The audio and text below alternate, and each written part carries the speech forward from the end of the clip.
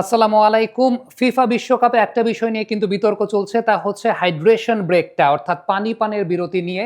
ফুটবলে আসলে পানি পানের বিরতিটা দরকার আছে কিনা? নেদারল্যান্ডস এবং জাপান ম্যাচের পর এই বিতর্কটা অনেক বেশি মাত্রায় চলে এসেছে যে ২০ ডিগ্রি সেলসিয়াস তাপমাত্রার স্টেডিয়ামে যখন খেলা হচ্ছে, এই পানি পানের বিরতিটা আসলে কেন প্রয়োজন?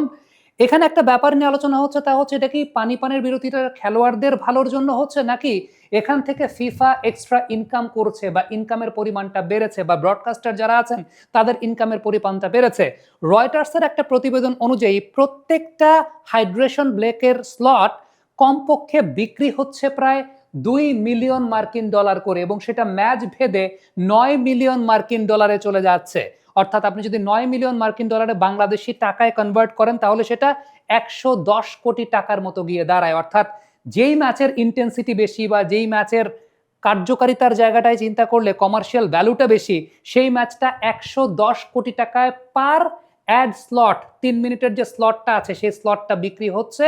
এবং এখানে কিন্তু একটা বিষয় আমরা দেখেছি কোনো একটা ম্যাচে ফিফা ওয়ার্ল্ড কাপের প্রথম দিকে, যেখানে ফক্স কি করেছে জানেন?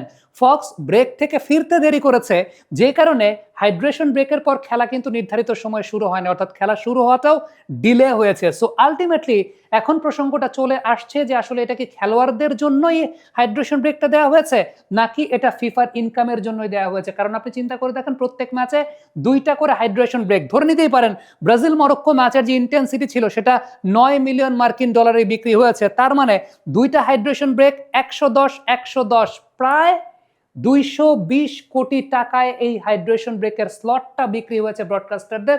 এবং সেটা ম্যাচ বাই ম্যাচ কমতে বাড়তে পারে, সামনের দিনগুলোতে যখন আরো হাই ইন্টেন্সিটির ম্যাচগুলো চলে আসবে সেগুলোতে আরো বাড়বে বলে ধরে নেওয়া যাচ্ছে।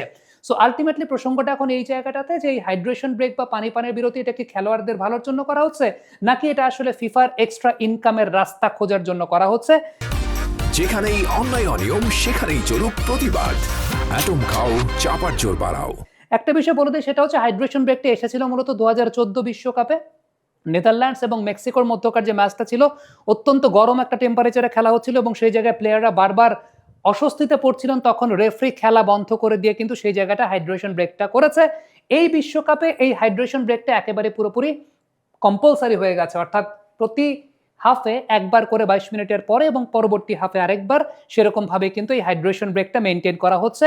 হাইড্রেশন ব্রেকের ক্ষেত্রে একটা বিষয় উল্লেখযোগ্য, সেটা হচ্ছে যেই টিমগুলো ট্যাকটিক্যালি পিছিয়ে আছে তাদের জন্য একটা রিগ্রুপ হওয়ার সম্ভাবনা থাকে। আমরা ব্রাজিল মরক্কো দেখেছিলাম, ব্রাজিল কিন্তু রিগ্রুপড হওয়ার একটা চান্স পেয়েছিল, এবং যেখানে ফরমেশনটা এরকম ছিল, লুকাস পাকেতা হয়তোবা সাইড থেকে খেলছিলেন এবং আমরা দেখছিলাম যে একপাশে ভিনিসিয়াস জুনিয়র কিন্তু অনেকটা সেন্টার লেফট পজিশনে ছিলেন এবং তার ঠিক পাশে বা তার ঠিক নিচেই কিন্তু রাফিনিয়া ছিলেন। তবে এই হাইড্রেশন ব্রেকটার পরে কিন্তু ফরমেশনটা পরিবর্তন হয়ে একেবারে কোনায় একপাশে ভিনিসিয়াস জুনিয়র এবং আরেক পাশের কোনায় রাফিনিয়া তারা খেলেছিলেন। ব্রাজিল কিন্তু একটা গোল আদায় করে ফেলেছিল ওই জায়গাটা থেকে। সো এই যে একটা বিষয়, সেটা হচ্ছে ট্যাকটিক্যালি যারা পিছিয়ে আছে তারা ট্যাকটিক্যালি এগিয়ে যাওয়ার সুযোগ, অর্থাৎ ফিরে আসার সুযোগ পাচ্ছে। এটা আবার অন্য টিম কিন্তু কমপ্লেনও করতে পারে। কমপ্লেনটা এরকম যে ভাই আমরা তো এগিয়েছিলাম, আমাদের তো একটা খেলার ফ্লো ছিল, আমাদের খেলার ফ্লোটা নষ্ট হয়ে যাচ্ছে। দুই ধরনের কথাবার্তাই আছে।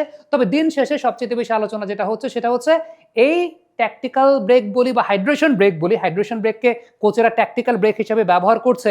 এটা কিন্তু মূলত আসলে ফিফার যে একটা কমার্শিয়াল অ্যাসপেক্ট রয়েছে, সেই কমার্শিয়াল অ্যাসপেক্টের একটা অনেক বড় অংশ, যেখানে পার হাইড্রেশন ব্রেকে, অর্থাৎ পার হাইড্রেশন ব্রেকে এখানে ১১০ কোটি টাকার মতো আর্ন হচ্ছে। কমেন্ট বক্সে আপনাদের মন্তব্য মতামত জানতে চাই, আপনারা কি এই বিষয়টাকে সমর্থন করছেন কিনা কমেন্ট বক্সে লিখে পাঠাবেন। Thank you so much.